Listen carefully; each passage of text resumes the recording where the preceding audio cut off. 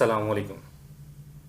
آج جو میں آپ کو کہانی سنانے چاہ رہا ہوں، بیسیکلی یہ واقعہ میری دوست ماہم کے ساتھ پیش آیا جب اس کی نئی نئی شادی ہوئی تھی۔ وہ بتاتی ہے کہ اس کی شادی کو چند ہی دن ہوئے تھے، وہ اپنے شوہر عمر کے ساتھ ایک پرانے گاؤں کے خالی حویلی نما گھر میں رہنے گئی۔ عمر کو یہ جگہ بہت پسند تھی کیونکہ وہاں پہ خاموشی اور سکون بھری زندگی تھی، لیکن ماہم کو اس حویلی میں کچھ عجیب سا محسوس ہوتا تھا، جیسے دیواروں میں چھپی آنکھیں اس کو گھور رہی ہیں یا دیکھ رہی ہیں، جیسے ہوا میں کوئی سرگوشی کر رہا ہو۔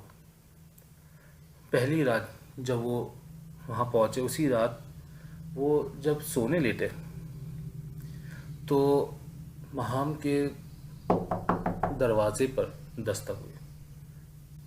وہ چونک کر اٹھی اور عمر کو جگایا، لیکن عمر نے نیند میں ہی بڑبڑایا کہ یہ تمہارا وہم ہے، کوئی دستک وغیرہ نہیں ہوئی ہے۔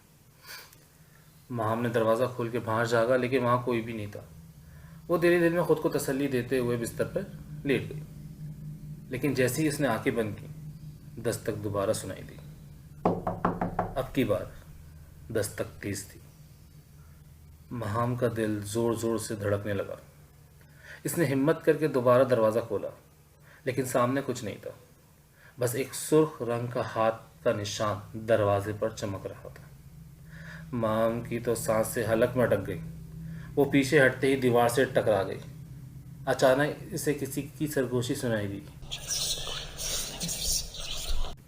یہ ہمارا گھر ہے، تم یہاں نہیں رہ سکتی۔ ماہم نے چیخنے کی کوشش کی، لیکن اس کی آواز اس کے حلق میں دب گئی۔ وہ کانپتے ہوئے کمرے کی طرف بھاگی، لیکن جیسے ہی پلٹی، اس کے سامنے ایک پرانی جلی ہوئی شکل والی عورت کھڑی تھی، جس کی آنکھوں میں خالی پن اور انتقام کی آگ تھی۔ ماہم کی چیخ سے کمرہ گونج اٹھا۔ عمر بھی گھبرا کر بیٹھا، لیکن جیسے ہی عمر نے ماہم کی طرف دیکھا، وہ پتھر کی طرح ساکت ہو چکی تھی۔ ماہم کا چہرہ خوف سے سفید پڑ چکا تھا۔ اس کی آنکھوں میں ایک سیاہ سایہ اتر چکا تھا، جیسے اب وہ نہیں رہی، جیسے اس کے اندر کچھ اور سما چکا ہے۔